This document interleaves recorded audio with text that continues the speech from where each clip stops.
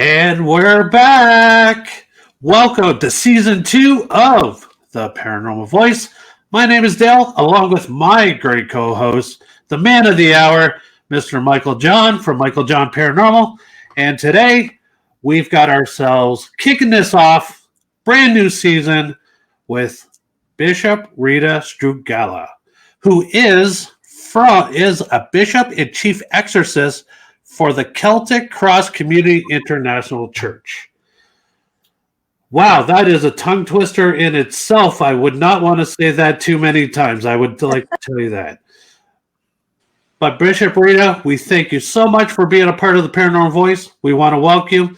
And in the meantime, I'd like to say if anybody has any questions for Bishop Rita, feel free to jump on in here, ask her questions, and I'm sure she'd be happy to answer anything. Michael John, how's it going, buddy? Oh, very good. Okay. Well, all right. I was looking on another screen. I was looking at because people are already I'm trying to find names. It's hard to. We're trying to figure out a few things. Still a few tweaks. Anyways, we got one saying hi, guys, sending lots of support. Another Facebook user saying yay. So out of the gate, we got people checking us out here, which is great. Thank you so much, Bishop Rita Strugala.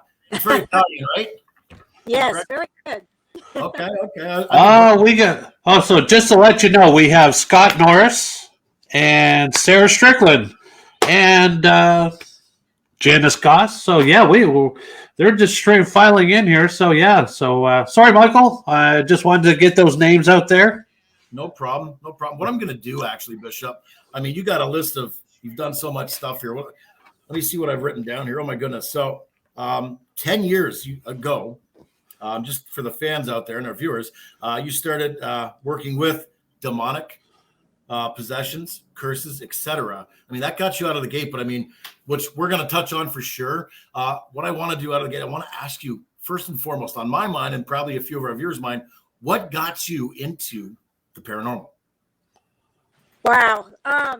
Yeah, the paranormal started for me when I was 5, and I had an experience when I was 5, and it wasn't monumental to probably a lot of the stories you hear out there, but to a 5-year-old, it was absolutely epic, and it literally scared the heck out of me. But it's still also, I wanted to know how that could happen. I wanted to know how something that didn't have a voice box could talk. It just, and this was all in real simplified 5-year-old terms. It's just like, how is this happening? And it scared the heck out of me. And so it became a lifelong quest to try to figure out how this happens. I don't know about y'all, but I was brought up with no nonsense parents. Ghosts did not exist. There were no monsters under the bed, that kind of stuff. And so it didn't make sense. And they did not let us watch shows like that or anything. So I really had to do a lot of searching on my own to figure out, and I think the whole thing, that's what put me on the trajectory of the path that I'm on today. Okay. Wow. I'm 5 years old. I can kind of relate to that. I started my paranormal experience back when I was not quite 5, but around the age of 8. So yeah, no, I think that's, it seems to hold true with a lot of our guests. It all started at a very young age when this whole experience started. But yeah, for sure, it does change your life. Yeah. So how did you go? So what brought you to the church? So I mean, I know we're jumping many years ahead, but what brought you to doing the church? Like when that happened to me when I was 5, it scared me to the point where I literally shut my gifts down. I didn't know I had any gifts, but now being older, I realized that not everybody sees them or hears them or whatever, but it scared me to a point that I absolutely shut down. But like I said, I started I've had groups ever since I was, I started when I was 11 having groups. Not serious ones, but I mean, there were groups of kids and we would go to, abandoned buildings, try to get EVPs and take pictures and stuff like that. Wow. When I was 16, I had my first actual group. And I've had groups ever since then. And I'm 58 now, so it's been for a long time. But what happened is I was very interested because other people I knew were having experiences, and I could feel the energy, but I couldn't see anything. I didn't really hear anything, kind of thing, unless it was EVP. Of course, you go back and listen to the recording, and there it is. But you also know, I'm sure that the closer you are to this stuff, the more you do it, the more sensitive you get to it. And it started bringing my gifts back again. Okay. And right around the time I turned 50, I mean, everything changed for me. Where I lived changed, my whole lifestyle changed, everything ended up changing. And that's when I came back and to take care of my parents, because they were getting elderly and really couldn't take care of themselves. So I came back, and I had no intention of ever getting into the dark stuff at all. I have spent my entire life running away from the darkness, wanted nothing to do with it. So if I would get a case, if I was referred a case that I really felt was possibly demonic, I would go out of my way to find somebody I thought could handle that. I didn't feel qualified to handle that. Right.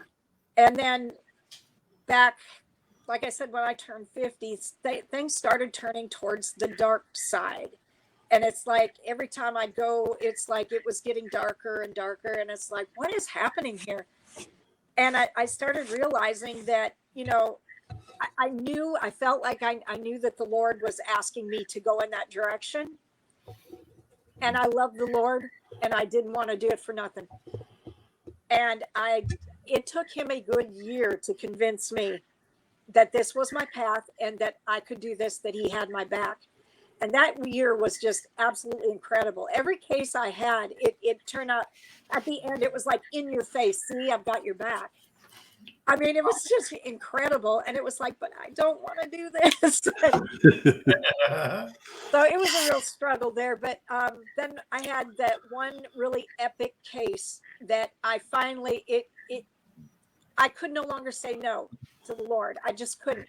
It's like, I see he's got my back. You just have to do it. And so I did. That's when I pledged to do it. And that started my journey.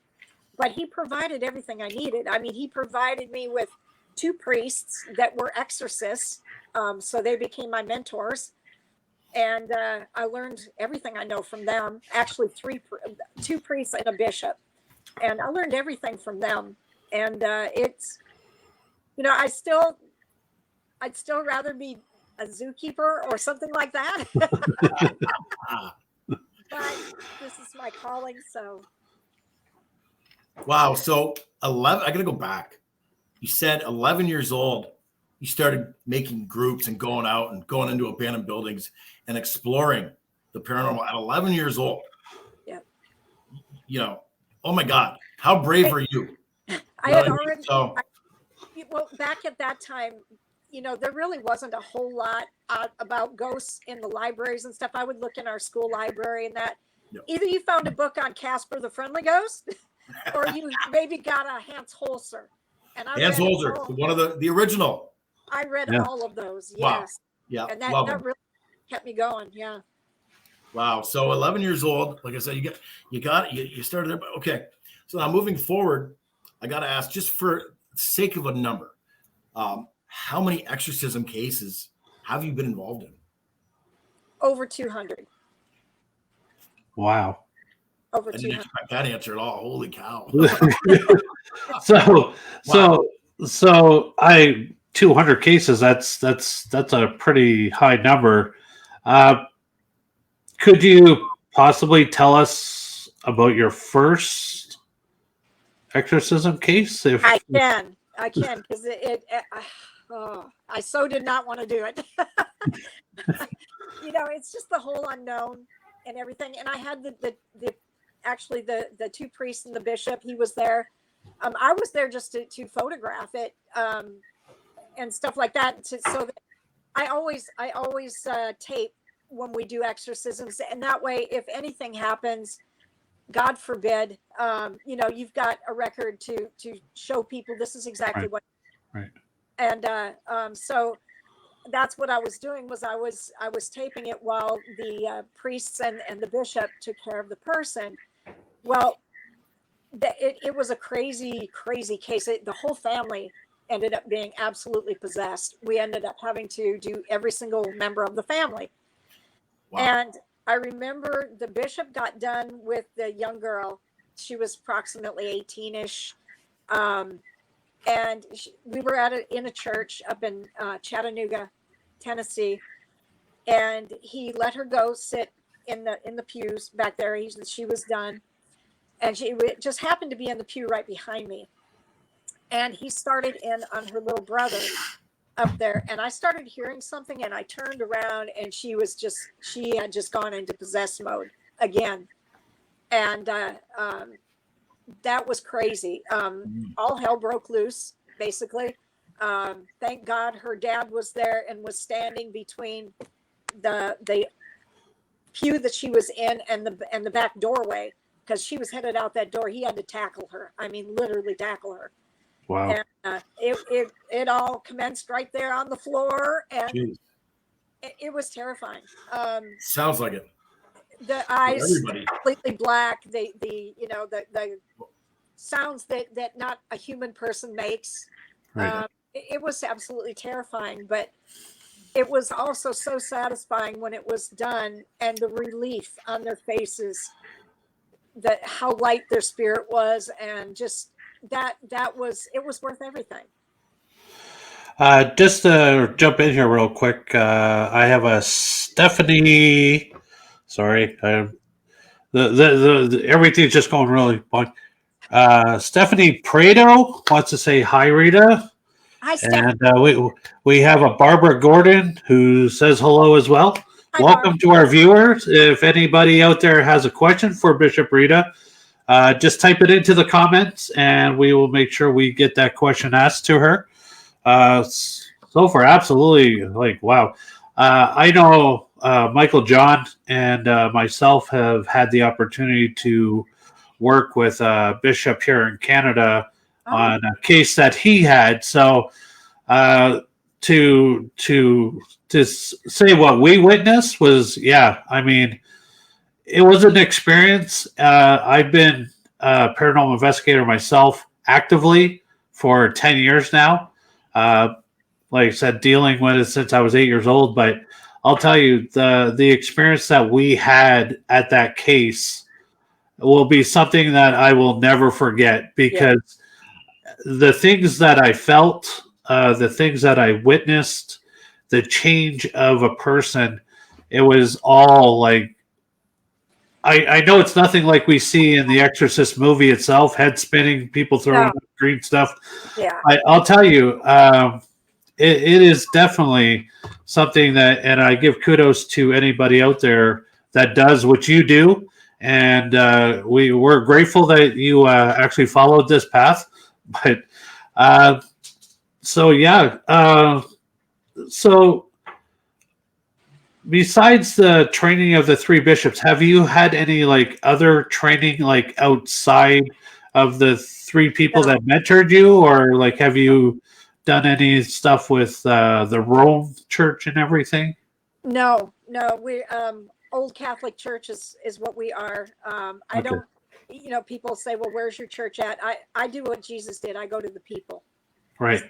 So I help who I can help, but they mentored me. That's, I've got other friends that are thankfully, I'm so glad that I have other friends that are also exorcists, that if it's something I'm not sure what I'm dealing with, or haven't seen or whatever, I can talk to them, and they, hopefully one of them has an idea of what's going on, kind of thing. But it's just one of those things that it's trial and error.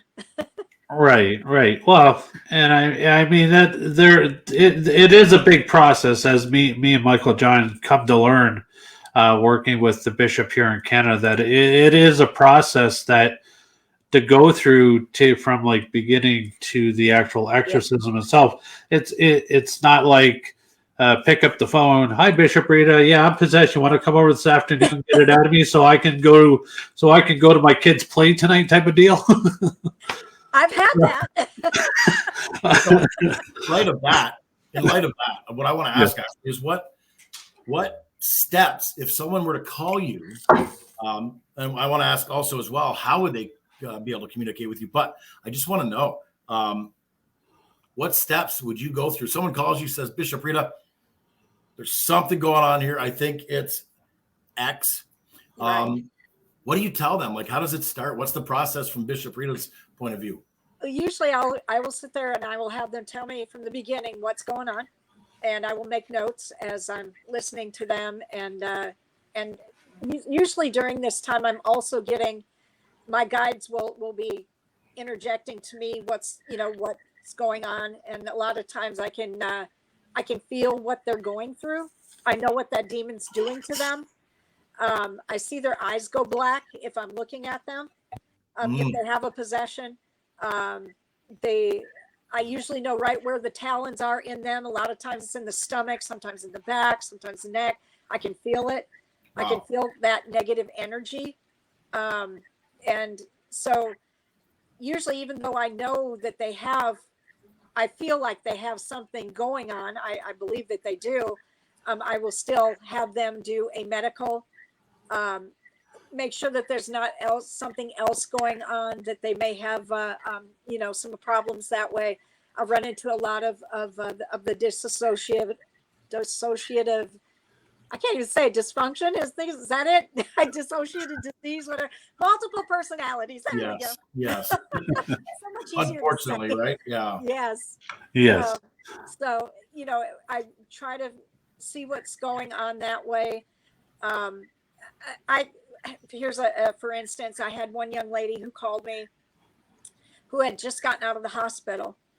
And her question to me was, she says, Miss Rita, she said, can you come help me? My cat's possessed. And I'm like, is this a joke? Sure. I said, your cat's possessed. Well, my dog acts possessed sometimes. So Right. I said, so tell me what's going on. And she begins to tell me about what's going on. And she's attacking her boyfriend. She attacked him. He had to call the police to come get her. It took 6 of them to get her in a car. The cat? No, the woman. Oh, okay. Oh, I was like, what size was this cat? I mean, was it a mountain lion? Felt like it. But they took her to the hospital. She attacked the ER doctors. They put her in the psych ward for a week and tested her and stuff. She had a lot of depression, anxiety. She had, a lot of that kind of stuff going on. But she was worried about her cat. And and I said, well, what is your cat doing? She says, well, I've had my cat for like 12 years. She said, I can't even walk in the room and the cat freaks out and he tries to scratch me and he's screaming and I'm and I'm going, and what else is going on in your life? And that's when she started telling me about that. And she said, I just got out of the hospital, and she talked like a little girl. She did not talk like a 21-something-year-old woman. Yeah. And I realized that she had definitely had some psychosis going on. Sure. And God bless her. Her mother tried to kill her and her twin sister. Her mother's still in prison for it. She injected both of them with Drano. Wow. The one sister died. She did not. Her mother pimped her out, and I mean, just awful stuff. Awful stuff. Oh. So how would you not split? You know what I mean? Right. Yes. Right. Yeah. You can. A mind can only take so much. Right. Absolutely. Yeah. No. Just a few people on here. Nicholas. I'm not even going to try to pronounce his last name. Believe That's my Archbishop. Yeah. Your Archbishop. That's what I thought so, because I was like, I think I saw that name earlier. Well, hello, Bishop Nicholas. Glad you're welcome aboard. Glad you finally got on. And we have another hello from Gloria. Says, hi, Rita. Hi, Gloria. Happy birthday. Oh, yes. Oh, happy birthday, Gloria! Happy birthday. For sure. Happy. I would sing, but then no.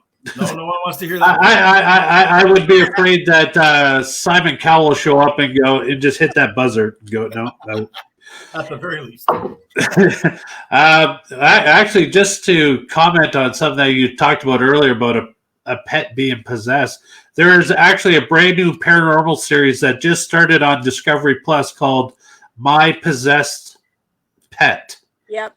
I'm like, okay, I got to watch this. And I mean, it probably is true that it can't happen because like, the demonic spirits will try to get into everything and anything, right? If they can inhabit an inanimate object like a doll, Yep. and we're talking like the Annabelle doll, the Roper doll, and stuff like that. Why not an animal? Because I mean, I think more people would be fooled by an animal being possessed than it would be a human, because an animal, they can act all cute and then as soon as they get close, attack. But Yep. but yeah, no, it's I believe that's a way that these spirits could get in the house as well, because Definitely. if you have these outdoor animals, like just like humans, you never know where you're going to pick one of these up. It's not like you go to the grocery store to buy one. Right. Right. Is there a special on demonic or wow, geez. Demonic possessions today? Is it like a 2-for-1 sale? In case I want one for the freezer later. So Bishop Rita, yes.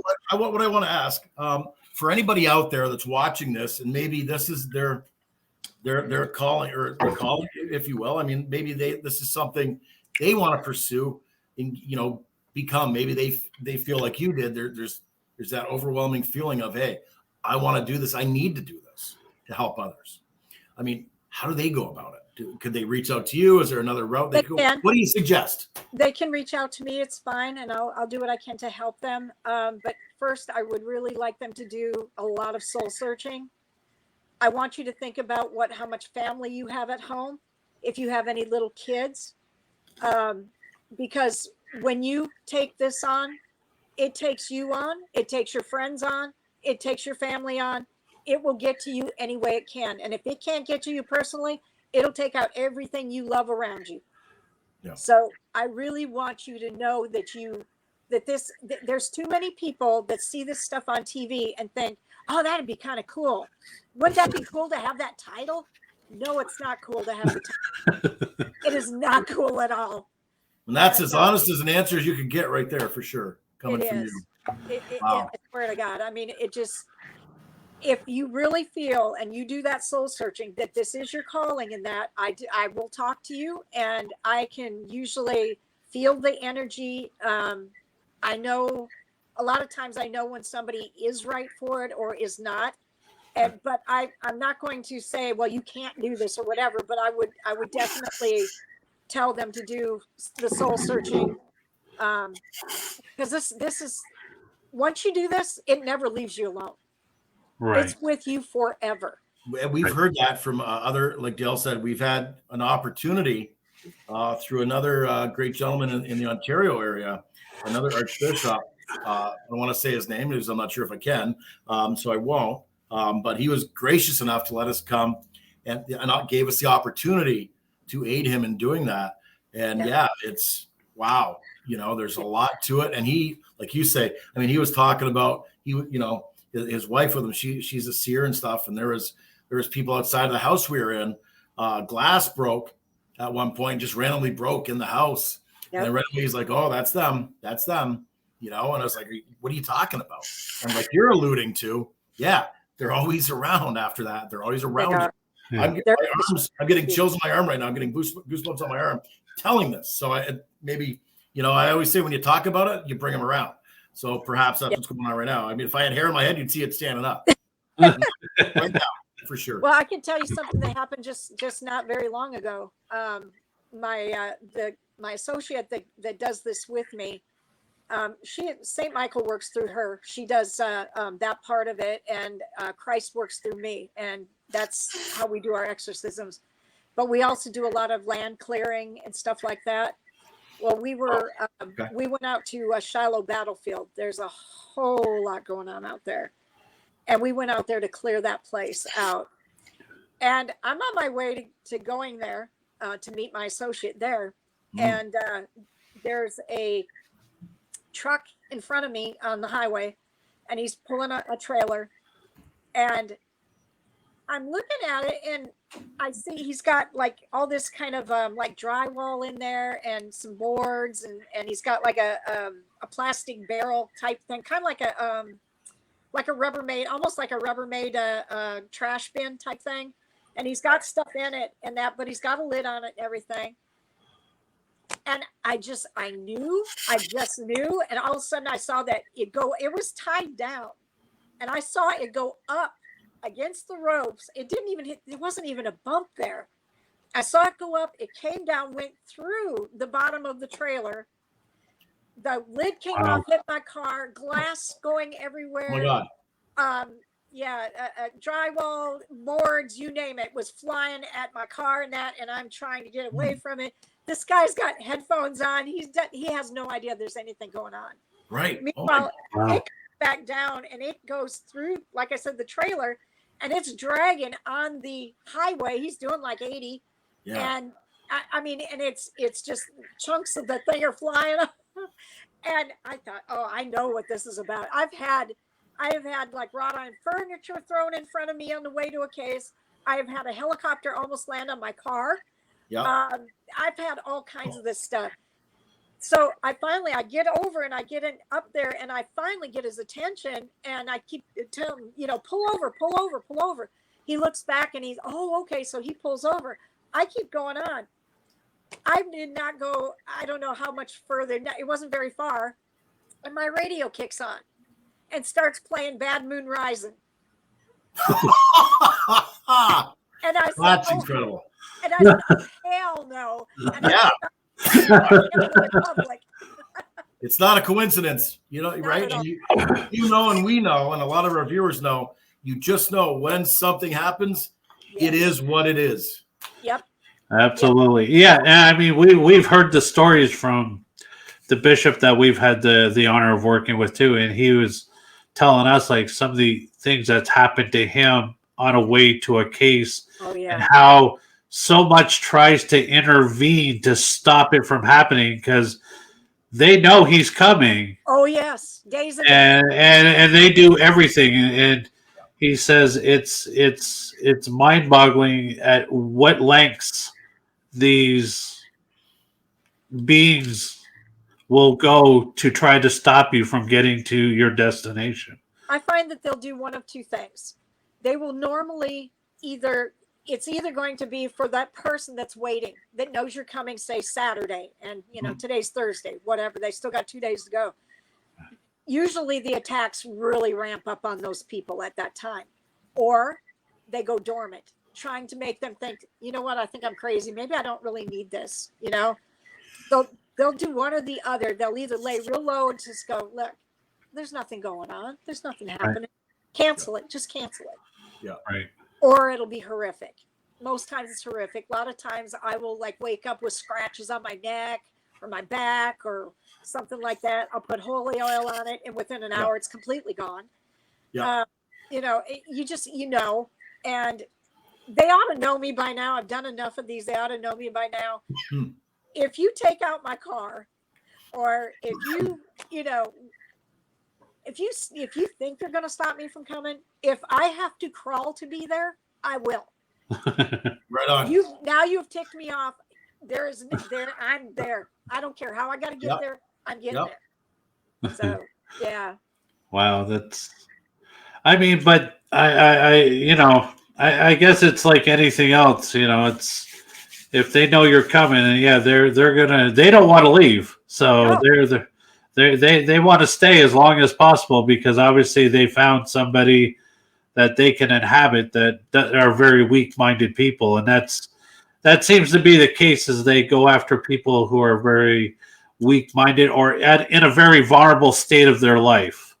Exactly. So, and there's also the people that have gifts, that are gifted, that don't know how to control it or shut it down, that is a big thing too. Um, Yeah. People that have had head injuries, a lot of times are a wide open channel and they can't stop it. They don't know how to shut it off. And that can be very dangerous for them as well. Oh, yeah. No, I mean, I could concur because I went through the windshield of a car back in Oh, '88. So I can occur with head injuries and having gifts, and actually my most of my gifts came to me when I had my near death experience. oh yes. Um, back in 2006. That's when my gifts really amped up, and I was starting to understand a lot. So yeah, it's I truly get what you're saying about vulnerable people and things that's happened to them in their life and how they're attacked upon. I like I said, I've never been like I was raised a Catholic, Mhm. but I think my little beliefs and my knowledge is what saved me the most from going dark. I did an investigation back in 2018. I think it was at the Hinsdale House, and I actually brought something home with me that scared the life out of me for sure. And it was a good friend of mine, a medium friend of mine, who kind of helped me out through that because I was getting called back to the house, and she says they were calling you back because they wanted to finish the job. So yeah, it was. I'll tell you, it's an experience that I would never wish upon anybody. Oh yeah. Because I know mine wasn't a full possession, but she says it was working its way in there, Yeah. and at that time, going through mental health issues and stuff like that, it was preying upon that. So, Oh yeah. uh, but no, you're like I said, I can relate to a lot of what you're saying just because of our experiences together, me and Michael John working with a exorcist priest or a bishop, I should say. And so, yeah, it's so beside your first case, could you tell us another case that really stood out to you that just something that made you like really think about what it is that you do? Yeah. This one, it really made me, yeah. Yeah. It was, there were two young ladies that were living together. One of them had a boyfriend that I know was possessed. I met him one time and he didn't want anything to do with me. And, you know, she was having problems. The other girl that lived there, she was having problems to the point where it has had her debilitated where she couldn't function. I mean, she was just hurting all the time and just it was awful. And so we went to help them. And I did the one young lady first, and she did fine. She had several in her, but we got them out. They lived in an apartment complex, and I had gone over and I had locked the door before we ever started because I had this fear of them somehow getting away and run out like into a street and get hit by a car or something like that. I mean, it's just I just don't ever want to have to deal with that. So I'm always very careful to make sure that before we start, we lock the doors and just make sure that the people are as safe as they can be. And we had got her done, and the other girl, she was in the chair.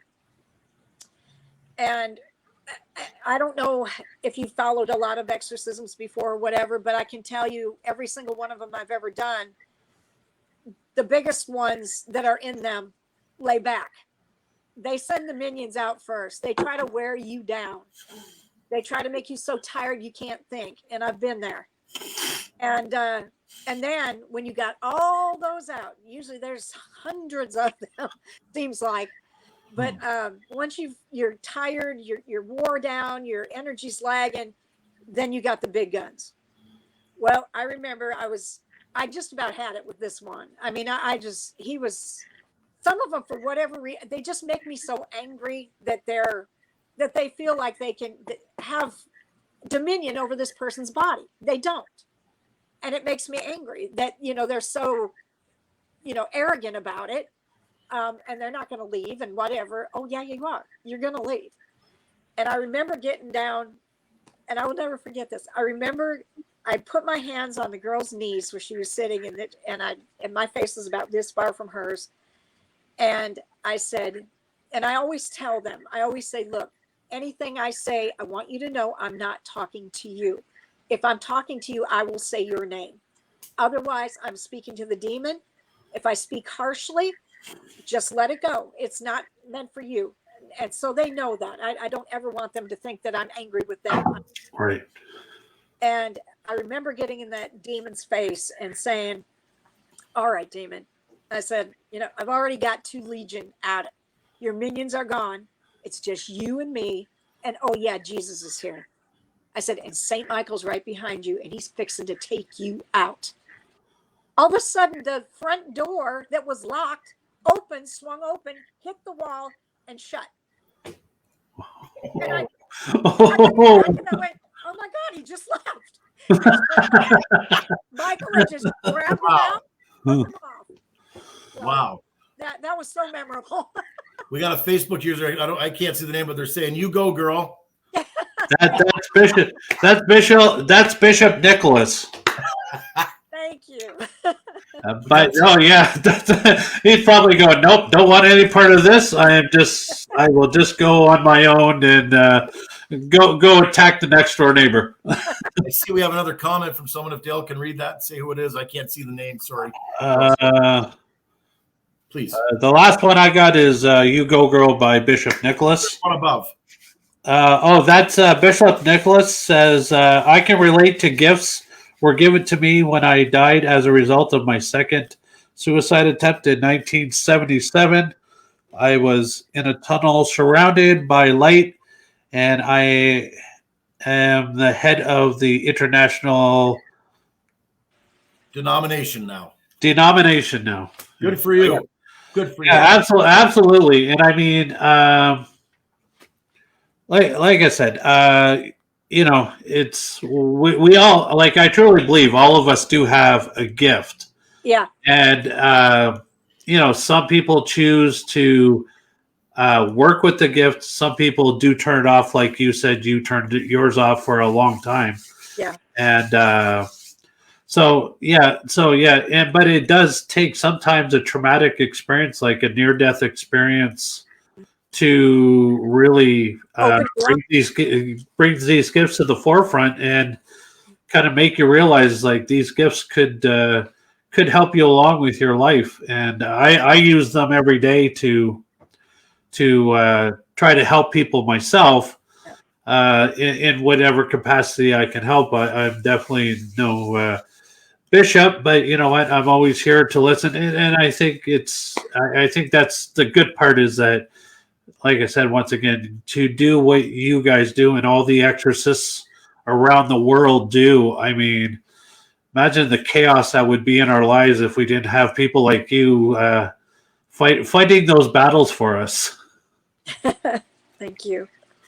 Well, what I want to say, I mean, thank you so much. I mean, for your time, Bishop Rita. I mean, you've been very candid, you've been very open, and we appreciate you for that. And I'm sure our viewers do. It seems like we've been getting a great response from people on the comments, etc. I mean, it says so much about you just as a human being, So thank you so much for being you and taking the time for us and our viewers. We really appreciate you for sure for this. I'm thrilled to death, and anytime.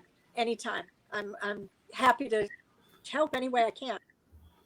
Okay, so last but not least, before we wrap it up here, I want to ask the best way to do it. I mean, if someone feels there is a possession going on in their life and they want to reach out for help, how can they go about that? Is there a way maybe we could?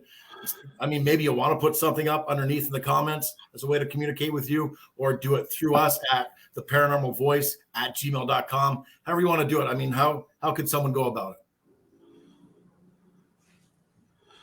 Oh, I think she froze on us, right?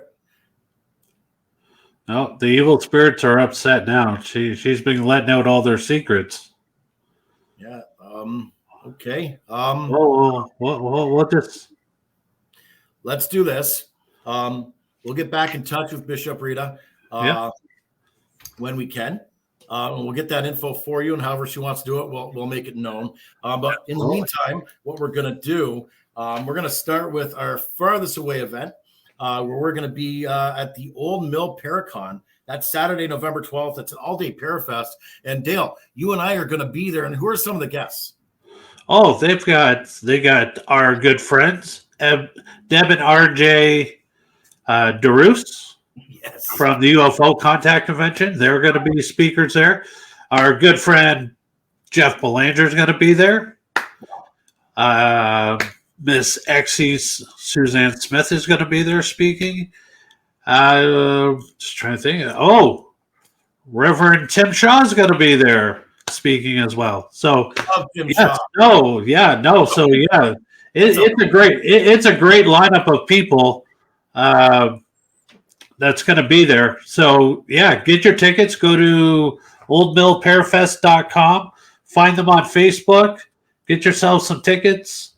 It's going to be a wonderful event. And, of course, always stop by our table. Say hi to us. We're going to be there doing live streams throughout the day. Yep. See who we can snaggle up during the day. And doing what we do. So we're going to be there. So once again, that's November 12th, Dundee, Michigan, Old Mill Parafest. Hope to see some of you guys out there. But John. But wait. What else do we got going on? But wait, there's more. There's more. So good to be busy. I love this. The paranormal world has been nothing but good to us. We've had a lot of opportunities, and these are no different. Tuesday at 9 p.m., October 25th, Windsor, Ontario's own Dale Quigley, Michael John, the Paranormal Voice. We get to share the spotlight with the one and only GOAT of the media world in Windsor, Ontario. His name is the one and only Arms Boomenlag on the Arms Boomenlag Project. Again, Tuesday night, 8 p.m. Eastern Time, October 25th. And you can find that. That's also streamed right here live on Facebook and Apple Podcasts. So, tune into that. Search him out. Great guy, Arms Boomenlag. Goes back way back in the history of the media here in Windsor. Yeah. And he absolutely loves the paranormal. I mean, I've been listening to his show way back the CKLW days, doing a Halloween paranormal show every year. So great guy. Check that out.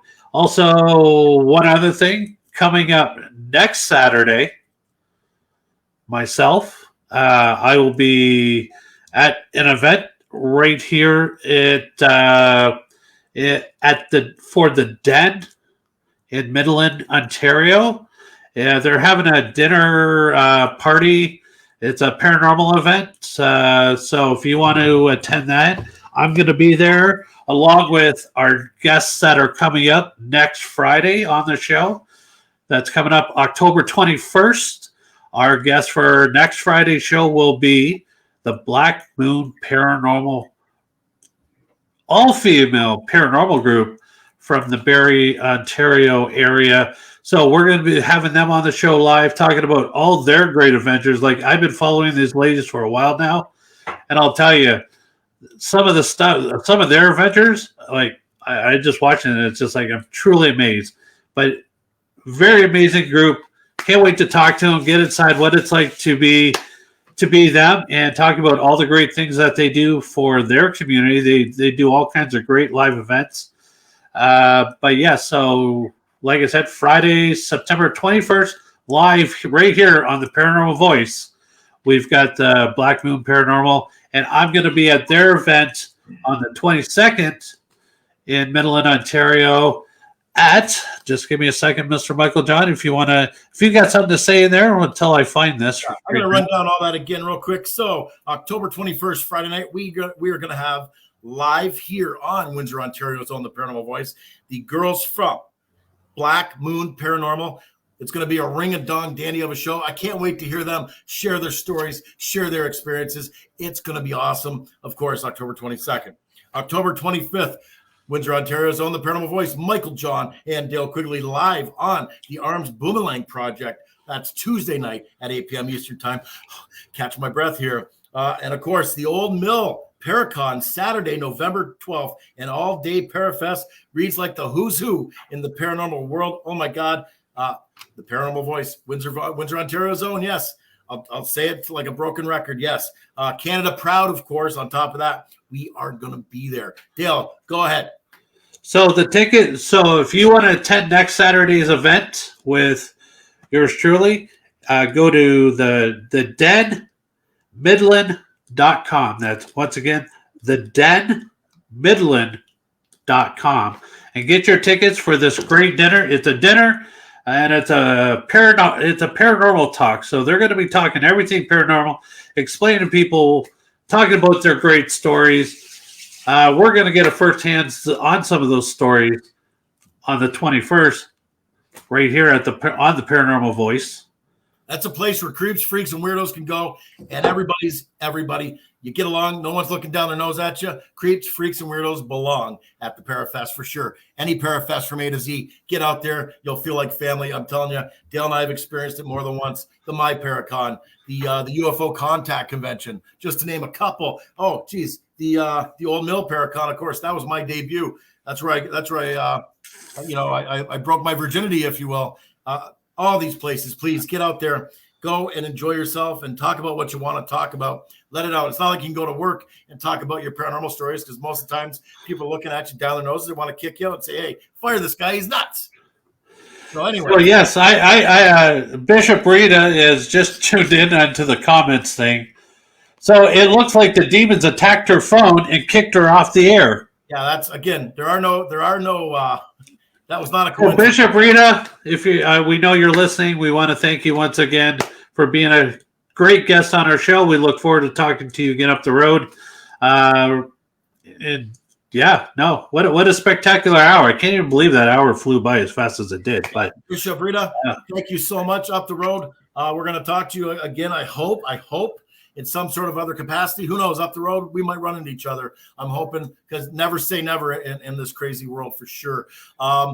So again, what we left off with Bishop Rita was how someone who feels they are possessed, or they know someone's possessed, they're looking to reach out, they need some help. How can they get in contact with Archbishop Rita? What we're going to do, we'll communicate with her after here. We'll put in the comments below, if she's willing, of course, how to get in contact with her, however that resonates. But with that, roll the credits. We're going to say thank you so much to all of our viewers for tuning in to Windsor, Ontario's own The Paranormal Voice.